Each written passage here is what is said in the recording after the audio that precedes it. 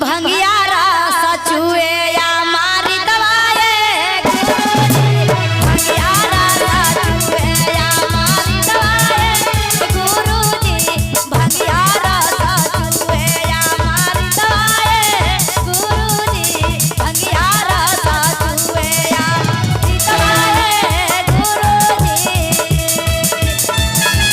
जय हो।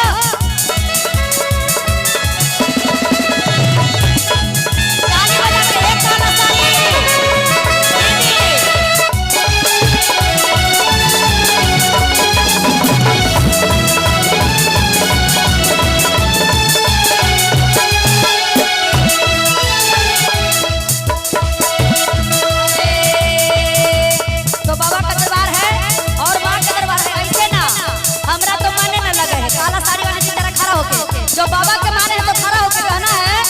हाँ खड़ा होके दीदी ए ऐसे ना खड़ा होगा ना। जब बाबा के माने हैं दिल में बसाए चाची और झूम के कहना है, थोड़ा सा झूम के बउआ के तन उठावा तो चाची बउआ को उठावा।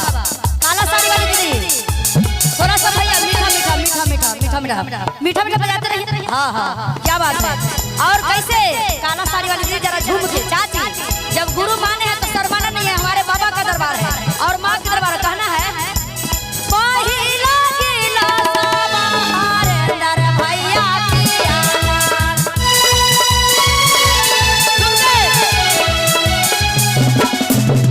पहिला गिला बाहर अंदर भैया पिया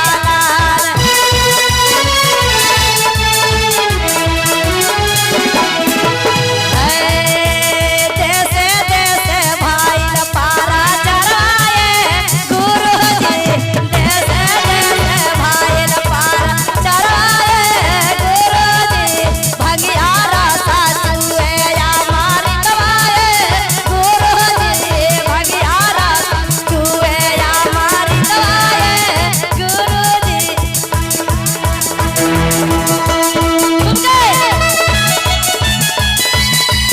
क्या बात है। दीदी काहे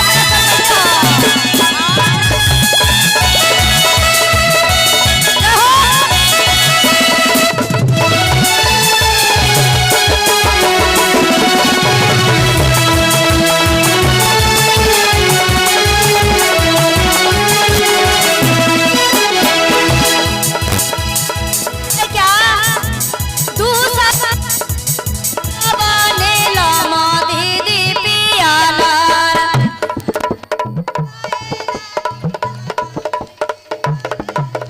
दूसरा गिला बने लमा दीदी पियाला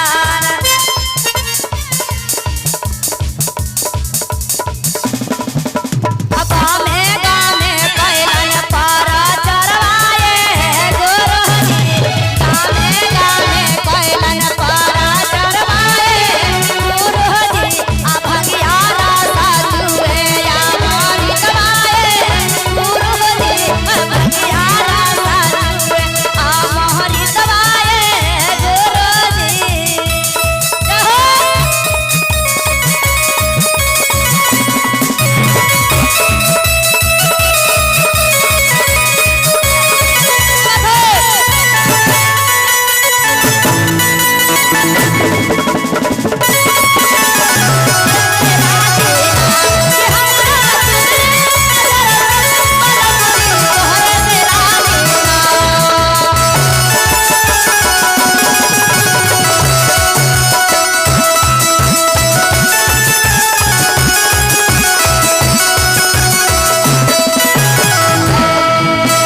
और क्या है भैया।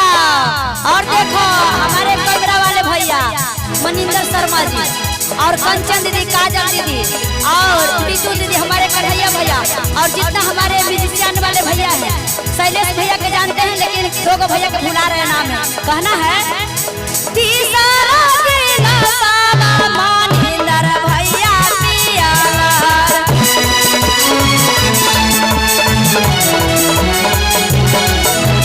तीसरा गिला सावा कंचन दीदी पियाला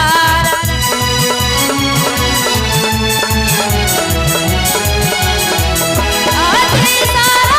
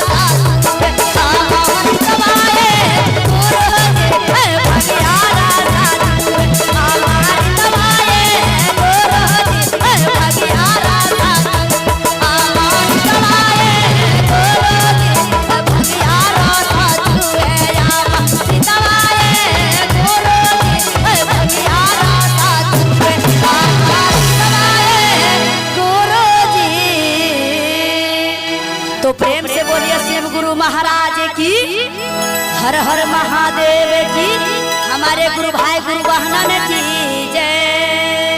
क्या बात है, ऐसा ही लगा रहा है गुरु बहना।